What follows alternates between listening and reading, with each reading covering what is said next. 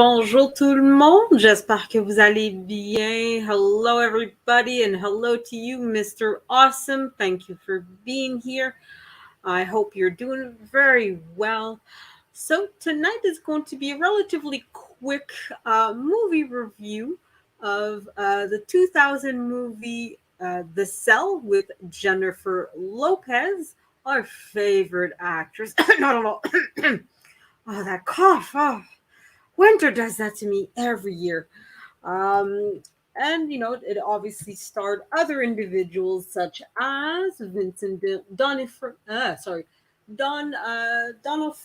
and Vince Vaughn. I always mispronounce his name. I'm never able to pronounce his name properly. Um, and it came out, like I said, in 2000. It starred Jennifer Lopez, and it was directed by Tarsem Singh. So there was a sequel to it that came out, I believe, 6 years later that went straight to DVD. So yes, of course, as you guys can see by the banner, there will be some spoilers.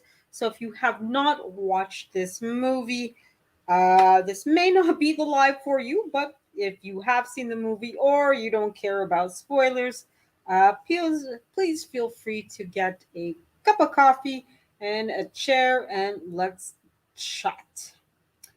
So we'll go straight into talking about the movie. Like I said, I'll keep it quick because I know that the lead attorney has his celebratory 100,000 uh, live stream going on right now. So I'm not surprised that I only have Mr. Awesome only. Well, not to say that you're the only one, but well, technically you are the only one, but I'm glad you're here.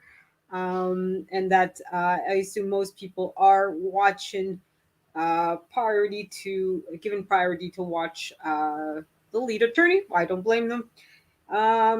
So we're going to talk a little bit about the movie now. As I said, it stars Jennifer Lopez. I don't think this is technically her first movie, but I know it's one of her first ones.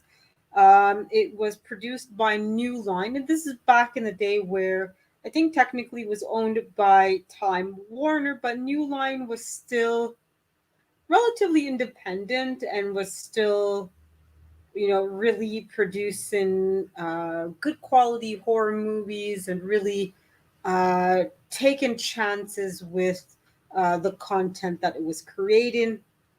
For those of you that don't know, New Line is also the company that came out with Final Destination in the few series after. So it was a movie production company that really uh, took risks on horror movies and really back in the late 90s, early 2000s, if you wanted to watch a good horror movie, you knew um, you had to wait for New Line to come out with something. So New Line, especially they had at this is the time when they had DVDs were really big. I think for the Final Destination, they had special features where there were like added bonus elements um, to the movie. So there's like different aspects where you'd have like informational tidbits about the movie while you're watching the DVD, sort of like what Amazon does now with its movies and TV show, where if you click on a certain button, you can have added information, whether it's about the characters or the actors involved, etc.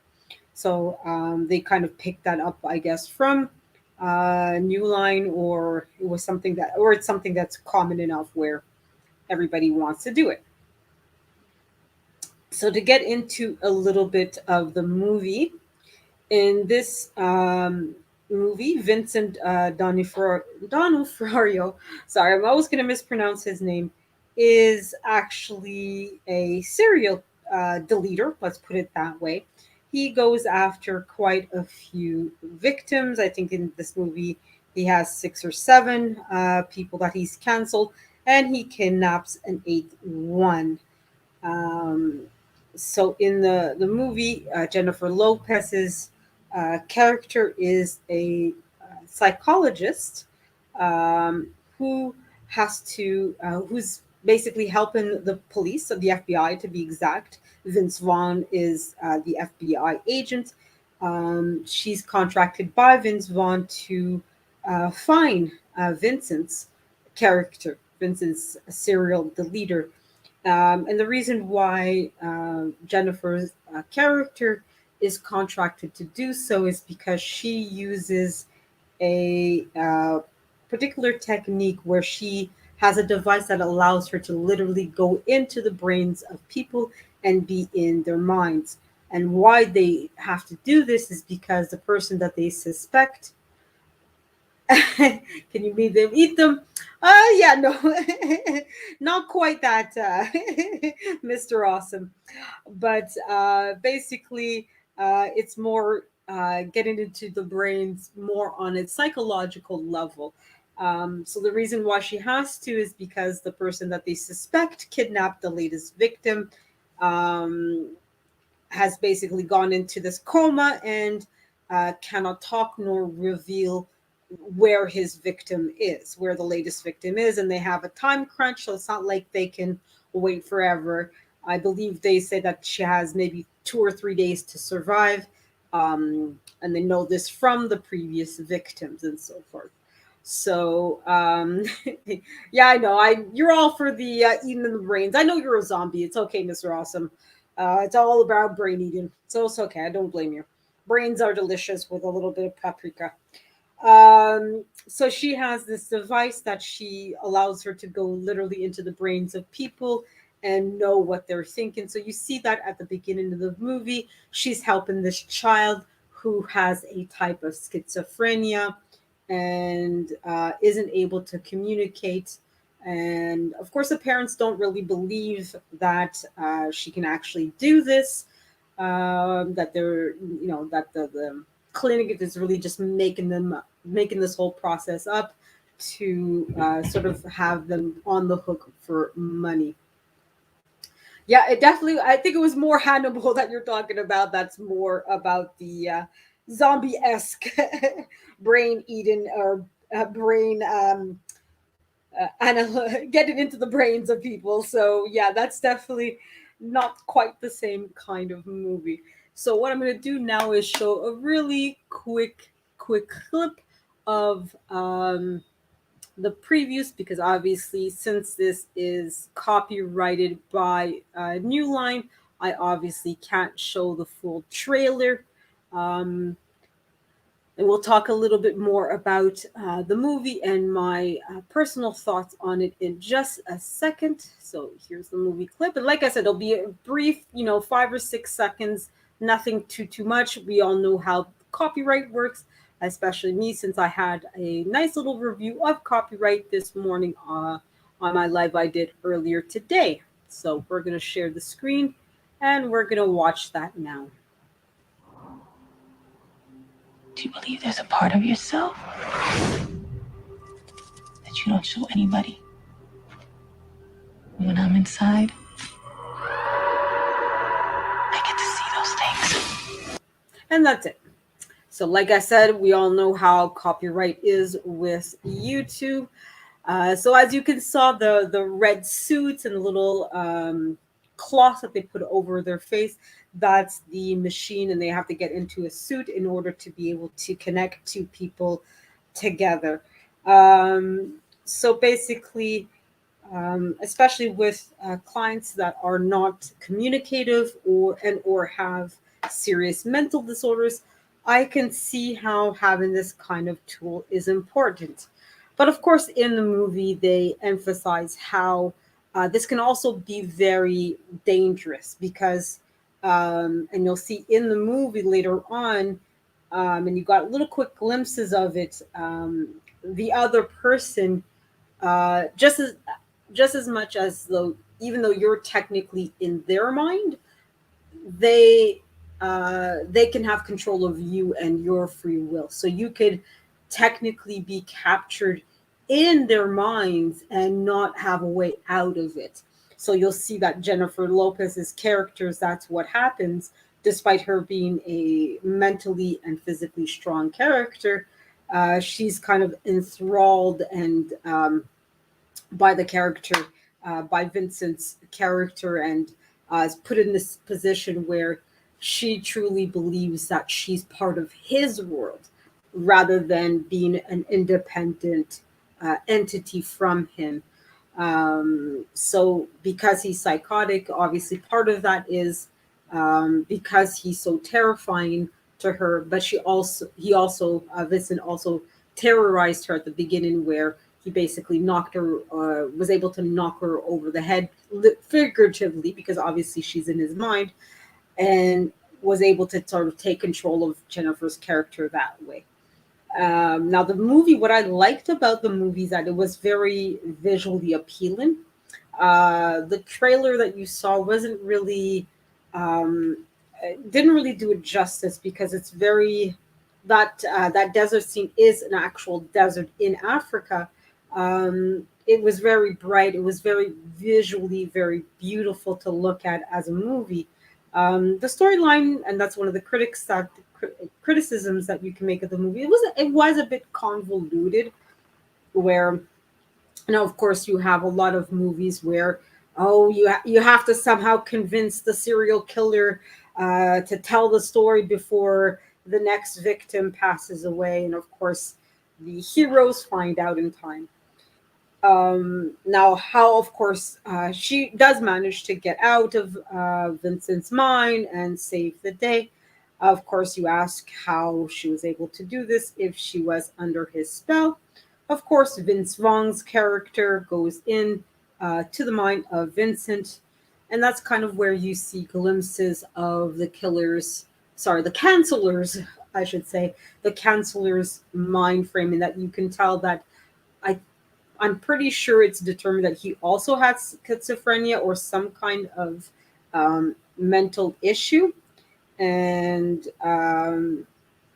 you can see that it was stemmed because you see Vincent's character as a child, and you see that he was very deeply abused, and that he was, put in situations where he saw his mother being, I guess tortured is the best way, but I know that YouTube doesn't like that word, so I'm not going to try to, use it too often.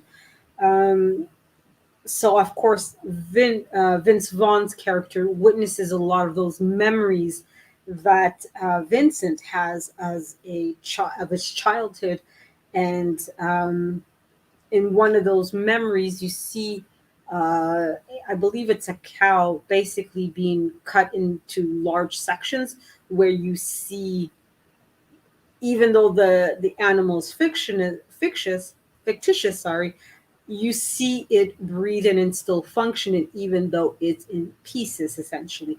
So it's a very gory movie, but very interesting to see at the same time.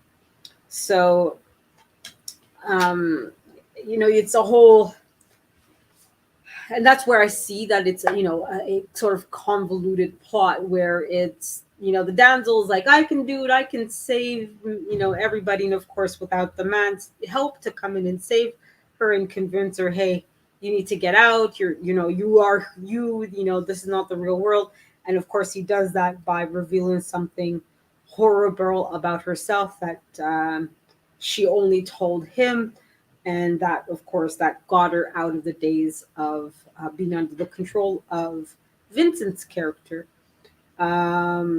She then also, in the end of the movie, to sort of truly for both of them to get out of there, because they're still technically in the mind of the killer, she deletes the child version of the serial canceller, and that's when she realizes that there's another character in the movie that's sort of a pan-like character. I don't know if you guys know what a pan is. It's sort of like a half goat, half man, fictitious character.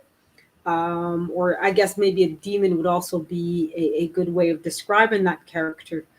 It's soon realized that she allows, yeah, there's a lot of this storyline is very common. There's a lot of movies that have this kind of storyline.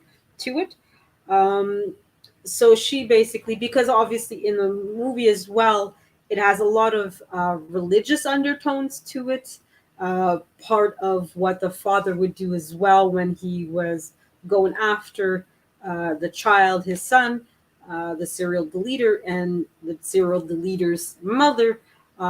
He would often have them pray a lot in front of a statue of Mary, etc. So at the end, in order to save themselves, but also save the child version of the serial killer, she basically baptizes the child and does a whole ritual thing. And unfortunately, the child does get canceled, but at the same time, so does yeah, an anime. Yeah, okay, sorry about that. Um, so does the Pan character and the serial cancelers uh, version also pass away. So you can see that the three are linked, which also reflects that whole idea of the Holy Trinity in Christianity. That's also very important in the Catholic Church, right? The Father, the Son, and the Holy Ghost, right? So the religious theme is very important. The child character, for instance, sort of represents that innocence, that quite literally the childlike quality of the serial deleter, and sort of the things that are still good and wholesome about him, and that's why. And during the course of the movie, Jennifer Lopez's character, while she's in the mind of the serial deleter, keeps trying to get in contact with that part of the serial deleter, because for her, she feels that that's where she could convince the serial deleter to tell them where the next victim is and so forth. Um, there are a lot of little hints as to where the serial deleter hid the victim, and you'll see in the movie is that there's a symbol. There's like a sort of machining symbol that's used for some of the equipment that is found in the home of the serial deleter. But also for Jennifer Lopez's character, she notices that there's a lot of patterns of symbols and so forth that she kind of clicks on, and oh, you're gonna find the character over there, over here, etc.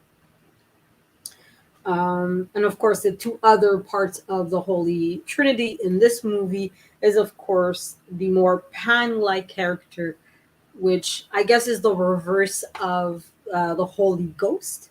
I don't know if Pan is really the right character. I guess demon is more like it. So you have that sense of the Holy Ghost coming in and intervening for mankind on behalf of God, right? But in here, this character is much more demonic and not really the Holy Goat. I guess so, right? But this character is actually interference. So the character often says or does, excuse me, says or done things to prevent Jennifer's character from achieving her goal and helping the police find the latest victim. And of course, the quote unquote God of the Holy Trinity is the serial killer ego of the character, right? So he's the one who is in control, which is why Vincent's character feels free despite his innocent child still being present in his mind, still feels free that he can do what he does. The other thing as well that it could lay back to is that sort of the question of the id and ego, etc. So the conscious, the subconscious, and the unconscious mind of every human being, right? There's a certain amount. Uh, I technically the question technically no. So that's why I was saying okay, maybe Pan is not really the right character, but more of a demonic type character. So um, basically each one of these three characters could represent to some degree that sense of there's a certain amount of things. So the sort of quote unquote serial counselor is the conscious mind. So what he's aware of, what he's doing, that he knows that he's doing things that are not legal, that are not proper. While as the demon character is more the subconscious, those things that he's aware of but not quite. Sorry, no. Let me correct that. I'll correct that. Now, the child is much more of the subconscious. So he's aware that he is doing something wrong, that he is doing something that is against what his child self would do, and that he's just putting on to others what was done to him. While as the more quote unquote goat character is the subconscious, that force that we all feel without necessarily knowing that tangible, those sorry intangible movements that or motives that we have in ourselves that sort of propulse us to do things that we may not realize that we're doing, or sort of that kind of like those mental instincts that we do, and the things that at some point you're not aware that you're doing it. Sort of like how we breathe, right? We don't necessarily stop to think about how we're breathing. You just breathe, right? So there's all these, different references that you can have with the movie. Um, there's a lot of visual things, and obviously, I can't show a lot of those things because of copyright issues, right? Um, but it's definitely visually a very interesting movie. I didn't ever see the sequel of it. I would have to see if it's still technically available on DVD through Amazon. I tried to see if Amazon had a digital version on, of course, the Amazon Prime, and unfortunately, it wasn't. They do have the Cell on Amazon, but you have to pay to watch it, which is unfortunate. I just find it weird when these major corporations pay for these movies to be on their platforms, and rather than, okay, maybe the price being a little bit more expensive for the monthly subscription, hey Lashes, how you doing, rather than paying a little bit extra a month for the monthly subscriptions, you have to flat out buy or pay to rent the movie. Just find it weird like that. um so that's one of those minor reasons why I'm glad that I actually bought the DVD years ago and kept it, because now I get to watch it whenever I feel like, with the DVD commentary and all these other features that were a big thing when DVDs were a big thing as well. I kind of miss it some days to watch, but I don't miss it at the same time.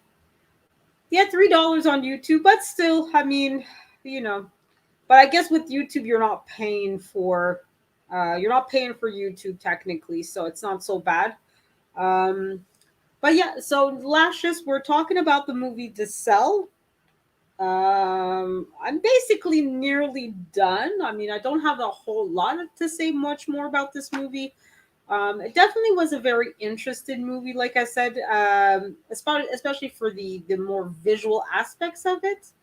Um, Although the suits that they were using as a way to convince us that, okay, they're part of the machine that allows uh, Jennifer Lopez's character to connect with the mind of the serial deleter, found that one a bit ugly, and it felt like it was much more about, hey, let's make Jennifer look sexy, because of course that back in the day where she was known for being, young and pretty, and look at her form, let's just put it that way. So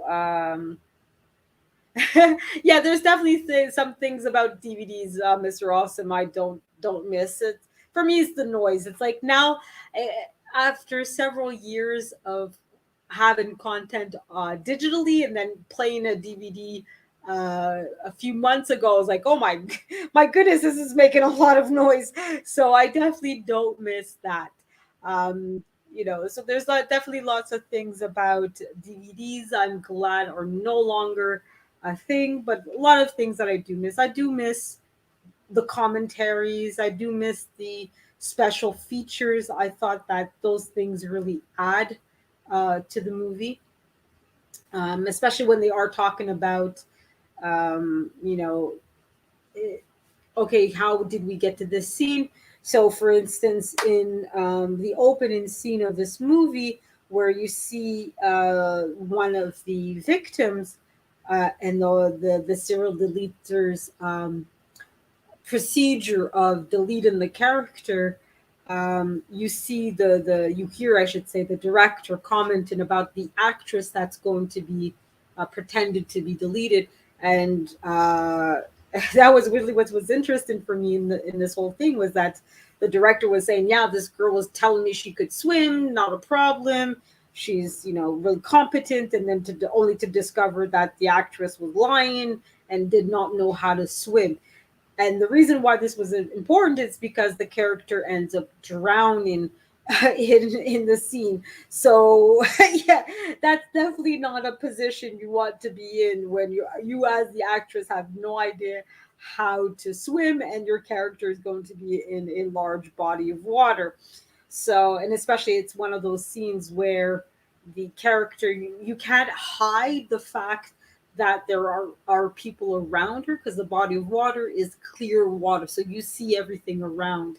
So they couldn't just have people in scuba gear around the actress to prop her up or whatever, make sure that she's not in any danger. So he was basically ragging on her for a good few minutes about, oh my God, these, bleeping actors and actresses lying to me. How dare they? And so you definitely get a much more, you know, how should I put it, a much more candid review sometimes with a DVD commentary. So that's definitely one thing that I enjoyed about the commentary. So yeah, definitely yikes, Mr. Awesome. So yeah, and yeah, definitely some of the movies. I don't know. Yeah, exactly. I don't know. I like the yeah. I definitely like the extra comment. The commentaries, some of the features, like the games.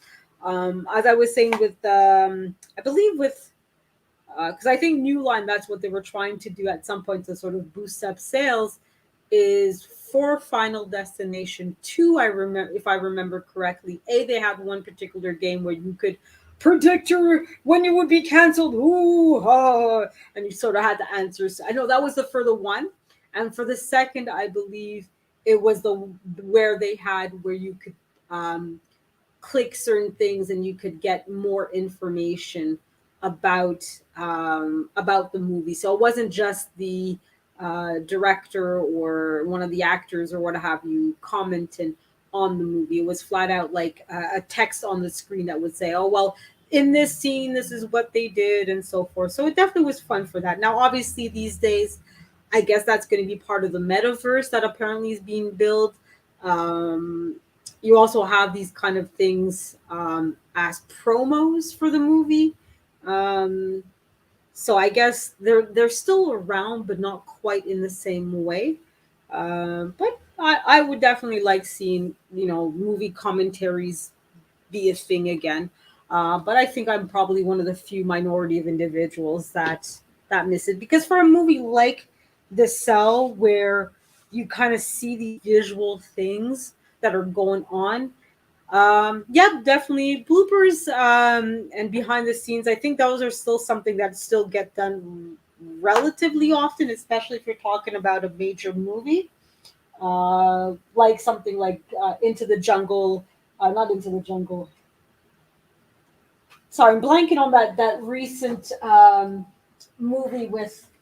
I'm just putting the movie away. I'm blanking on that movie with The Rock in it, where he's in the jungle as usual. Um, it's sometimes fun to see the behind the scenes or the bloopers and so forth. But I would like to see, have the commentaries going while you're watching the movie, to sort of see the thoughts of the actors and actresses as they were doing the movie. So um, but yeah, I think, like I said, for the behind the scenes and the bloopers and so forth, I think they tend to do that as a YouTube release for the major movies, but not necessarily for small independent movies that they think, okay, it's only going to make a few $100s or a few thousand, maybe a million or two at best. For a movie like, I think it's, what's it called? The Matrix 4 that's going to come out, I probably see them invest in more time and money in the behind the scenes and bloopers and all that.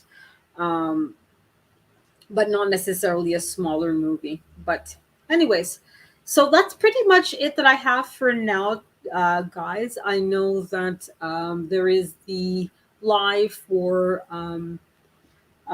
what's his name, the lead attorney. I was like, sorry, today I'm really not doing well on names today. So I'll leave it at that. So yeah, Dune. I definitely can't wait for Dune. And yeah, TLA is live now. So if you want to go see him, please feel free to do so. And I'll call it a night for tonight. I think my brain needs a break.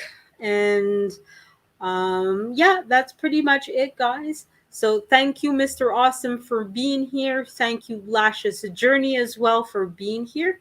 I hope you guys enjoyed what I had to say about the cell, and that you guys do take a moment to go and watch it.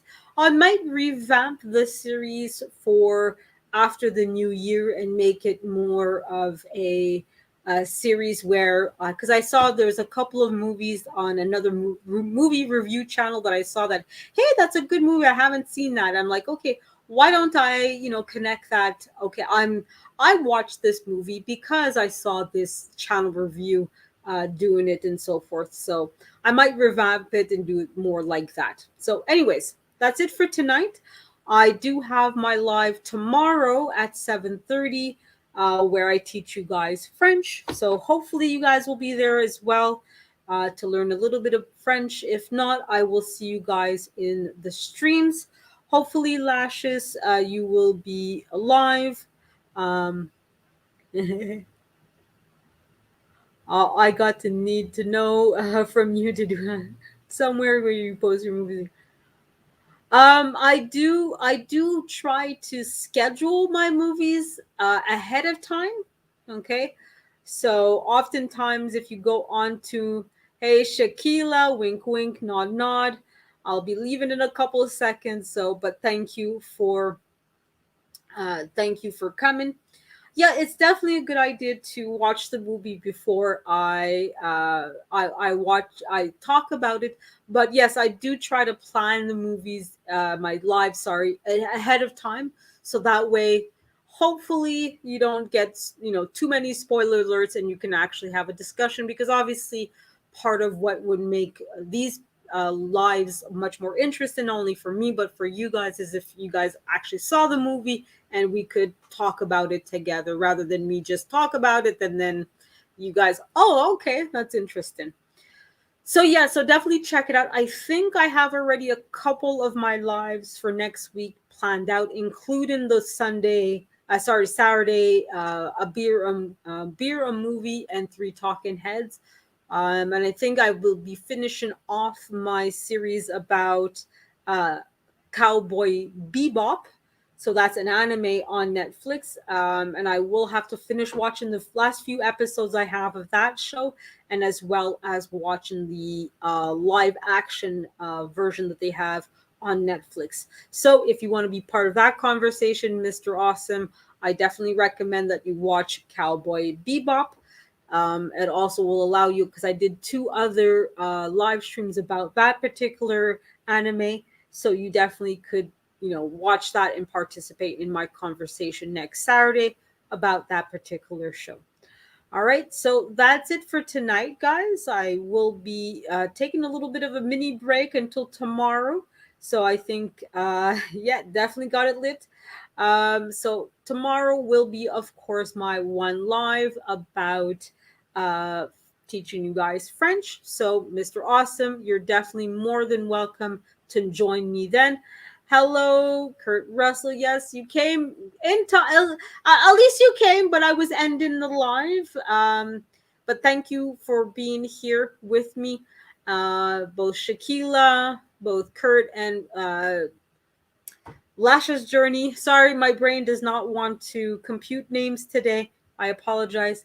And of course, Mr. Awesome. Thank you guys for being here and sticking with me for 40 minutes about the movie The Cell.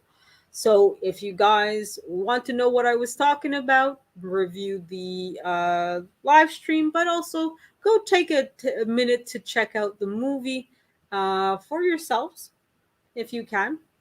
And next week, like I said, I'll have Cowboy Bebop on Saturday. And then on tomorrow, I will have my live where I teach you guys French. So have a great night, guys. Thank you for being here and supporting me as usual. I hope you guys have a great night. And I'll see you guys in the streams. Au revoir. Bye bye.